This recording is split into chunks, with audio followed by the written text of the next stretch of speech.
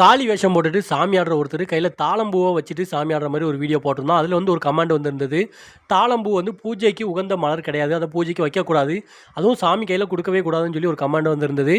எதுக்காக இந்த மாதிரி சொல்கிறாங்கன்னு சொல்லி கூகுளில் தேடி பார்க்கும்போது பிரம்மாவுக்கும் விஷ்ணுவுக்கும் யார் பெரியவங்க அப்படின்னு ஒரு போட்டி வருது. அந்த போட்டியில் பிரம்மா வந்து என்ன செய்கிறாருன்னா, இந்த தாளம்பூ கிட்ட வந்து பொய் சொல்கிறாரு. அவர் அந்த போட்டியில் ஜெயிக்கணும் அப்படிங்கிறதுக்காக அந்த தாளம்பூ கிட்ட பொய் சொல்லியிருப்பாரு. தாளம்பூவும் பொய் சொல்லிடும். அதனால தான் சிவபெருமான் வந்து கோவத்தில் சாபம் விட்டுருப்பாரு. பிரம்மாவுக்கு வந்து பூலோகத்தில் கோவிலும் கிடையாது, இந்த தாளம்பூவும் பூஜைக்கு உகந்த மலரே கிடையாதுன்னு சொல்லி சாபம் விட்டுருப்பாரு. அதனால தான் அதிக வாசம் கொண்ட இந்த தாளம்பூவை எந்த கோவிலையுமே யூஸ் பண்ண மாட்டாங்க.